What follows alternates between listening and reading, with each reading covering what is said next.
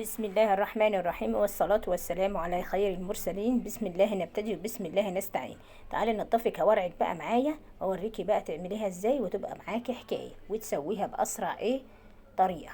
هتعملي الحلة بريست في سريعة كده في البيت زي ما انا كنت منزلك في الفيديو قبل كده. يلا بقى قطعي الكوارع بتاعتك، بتبقى جايالك بقى سليمة او قطع. لو جايالك كده ماسكة ببعضها والجزار بيسيبها لك كده.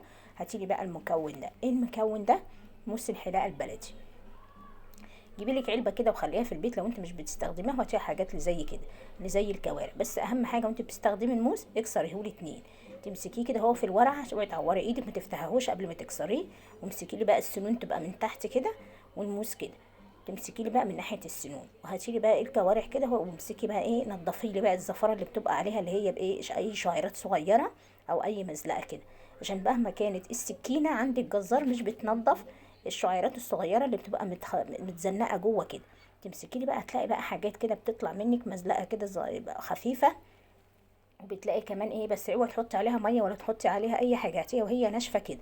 وتعالي بقى على قطاعه او رخامه عندك، رخامه الحوض، رخامه المطبخ. حطي القطاعه كده على الحوض واشتغلي.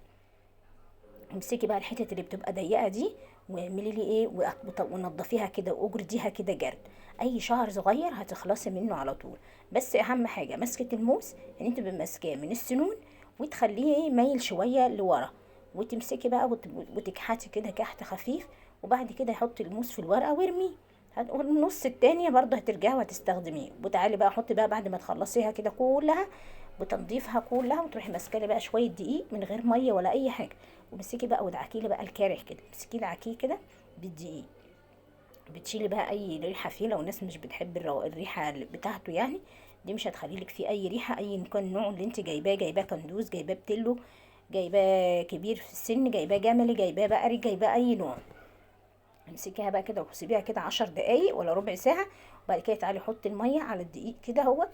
والدقيق هتلاقيه لزق كده شويه، وهي ما فيهاش ميه ولا اي حاجه. امسكيه بقى ادعكيه كده شويه، وهاتي لي بقى شويه ملح بقى وسيبيهم بقى. وهاتي ليمونه، عصري بقى ليمونتك كده الحلوه. وهاتي لك بقى شويه خل كمان معاهم، وسيبيها كده حوالي نص ساعه، ساعه الا ربع ساعه لو عندك وقت ولسه قدامك وقت يعني. وسيبيها بقى في الميه والخل والليمون والدقيق، وسيبيها بقى معاها. وبعد كده هاتي لك مصفى بقى كده ويشطفي كده على الحنفيه. ولو في اي حاجه كده قدامك كده اهوت بالسكينه ده، ما هي ما فيهاش حاجه، نطفت خلاص زي الفل بالموس، مش هتلاقي فيها اي حاجه. وامسكي لي بقى شطفه كده واتنين وتلاته، وسيبها لي في المصفى. ويلا بقى هاتي حلتك الحلوه بقى حطيها على النار، وحضري لك كده بصلايه وطماطمايه. واول ما الميه تغلى انزلي لي بالكرع بتاعك. بعد التنظيفه اللي نضفتيها دي مش تحيل، بص هسيب كده دقيقتين وهرجع الاقي الحله، بصي ما فيش اي رغوه عليها، مستحيل تلاقي اي ريمه ولا اي حاجه، ما فيش. ليه؟ عشان احنا غسلناها الغسله الحلوه ونضفناها بالموس.